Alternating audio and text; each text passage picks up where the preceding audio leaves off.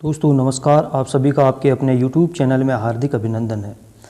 दोस्तों हम आज पढ़ेंगे हमारा राजस्थान की अगली कड़ी में कक्षा 6 का पाठ 6 राजस्थान का भौतिक स्वरूप। इसमें 35 प्रश्न मैंने निकाले हैं आपके लिए, यानी कक्षा 6 का जो पाठ 6 है उसमें 35 प्रश्न बनते हैं, वो सारे के सारे मैंने निकाल लिए हैं। और जो एक दो इधर उधर रह गए वो भी इन प्रश्नों में ही समाहित हो गए हैं, तो आपको अलग से किताब पढ़ने की कोई ज़रूरत नहीं पड़ेगी। इसलिए आप वीडियो को पूरा देखें। पहला प्रश्न है, राजस्थान को भू संरचना के आधार पर कितने भागों में बांटा गया है? 4 भागों में। थार का मरुस्थल, अरावली पर्वतमाला, पूर्वी मैदान, दक्षिणी पूर्वी पठार। प्रश्न नंबर 2 है, राजस्थान के कितने प्रतिशत भाग पर थार का मरुस्थल फैला हुआ है? ये 61% भाग पर। थार का मरुस्थल कितने जिलों में फैला हुआ है? 12 जिलों में फैला हुआ है, 61% भाग पर है।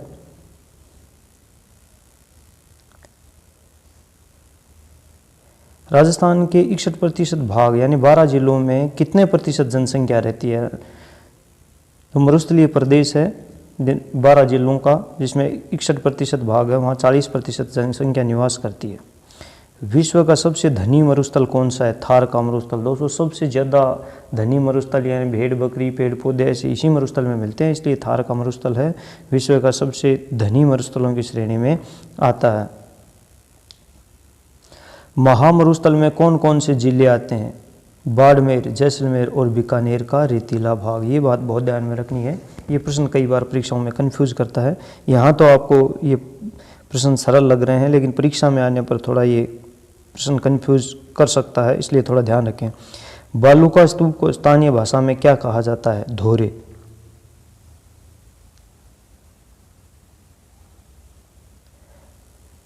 थार के मरुस्थल को कितने भागों में बांटा गया है?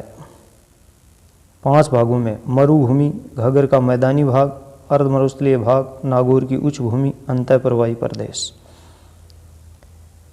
राजस्थान में अरावली का विस्तार है दक्षिण पश्चिम से उत्तर पूर्व की ओर। ये दक्षिण पश्चिम से उत्तर पूर्व की ओर इस तरह से ये जो अपना राजस्थान है, इसमें इस तरीके से इसका विस्तार है। उदयपुर से दिल्ली की रायलसीमा तक है। राजस्थान के कुल राजस्थान के कुल क्षेत्रफल का कितना भाग अरावली का है? 9%। यानी 40% भाग मरुभूमि का है, 9% भाग है वो अरावली पर्वतमाला का है। अरावली का विस्तार कहाँ से कहाँ तक है? तो अरावली गुजरात के खेड़ब्रह्मा से प्रारंभ होकर दिल्ली की रायसीना तक जाती है। 692 किलोमीटर लंबी है ये गुजरात के खेड़ब्रह्मा से लेकर और दिल्ली की रायसीमा तक। राजस्थान में ये 550 किलोमीटर है। अरावली पर्वतमाला की कुल लंबाई कितनी है? तो 692, ये आपको बता ही दिए हैं। और अरावली की राजस्थान में लंबाई कितनी है? तो 550 किलोमीटर, लगभग 80% आ जाती है। अरावली क्षेत्र में राजस्थान की कुल जनसंख्या का कितना प्रतिशत भाग निवास करता है? 10% भाग।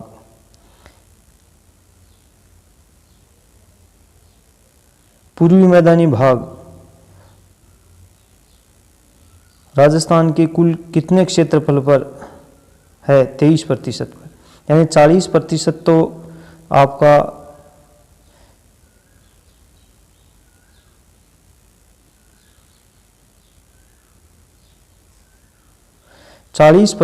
तो रहता है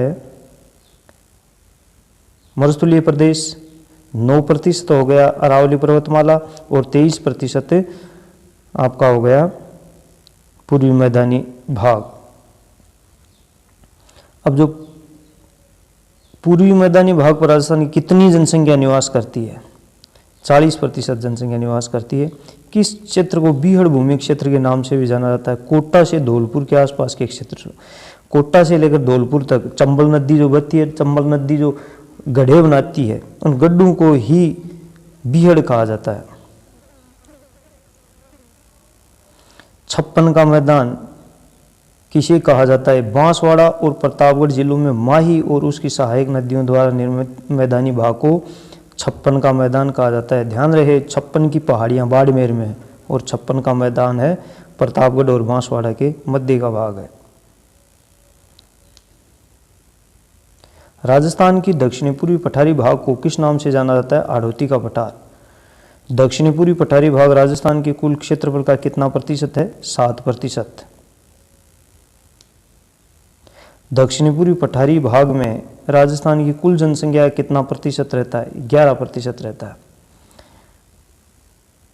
राजस्थान में कितने प्रकार की जलवायु परिस्थितियां उपलब्ध हैं?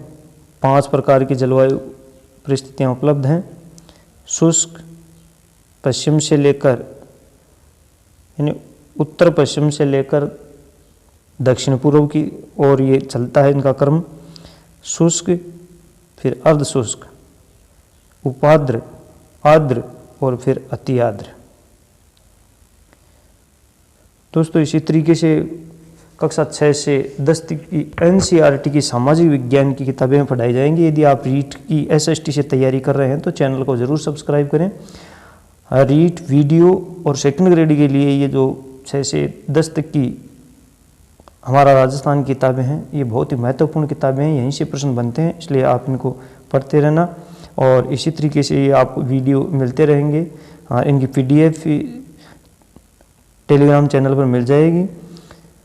तथा जो ही ये कक्षा 6 की किताब पूरी हो जाती है फिर MCQ लेके आऊँगा, जो आपने कितना याद किया है उसकी जांच करने के लिए, और उसके बाद ये प्रक्रिया निरंतर चलती रहेगी। आज के बाद हमेशा वीडियो आएंगे, इसलिए चैनल को सब्सक्राइब ज़रूर कर लें और लाइक और शेयर करते रहें। अरावली से पूर्व में जयपुर एवं उत्तर पूर्वी जिलों में किस प्रकार की जलवायु पाई जाती है? उपाद्र जलवायु। सवाई माधोपुर से लेकर उदयपुर तक किस प्रकार की जलवायु पाई जाती है? आर्द्र जलवायु। दक्षिण में बांसवाड़ा व दक्षिण पूर्व में झालावाड़ जिलों में जलवायु पाई जाती है अति आर्द्र जलवायु। राजस्थान की प्रमुख ऋतु हैं ग्रीष्म ऋतु मार्च से जून तक जो चलती है, वर्षा ऋतु जुलाई से सितंबर तक चलती है, शीत ऋतु अक्टूबर से फरवरी तक चलती है। तो इस प्रकार राजस्थान में 3 ऋतुएं मानी जाती हैं। भारतवर्ष में 6 ऋतुएं मानी जाती हैं। राजस्थान में ग्रीष्म ऋतु में चलने वाली अत्यंत गर्म धूल भरी हवाएं क्या कहलाती हैं? लू कहलाती हैं। ये 100 किलोमीटर प्रति घंटा की रफ्तार से चलती हैं। किस मानसून से राजस्थान में अधिक वर्षा होती है? बंगाल की खाड़ी के मानसून से। दक्षिणी राजस्थान में सर्वाधिक वर्षा किस मानसून से होती है? अरब सागर के मानसून से।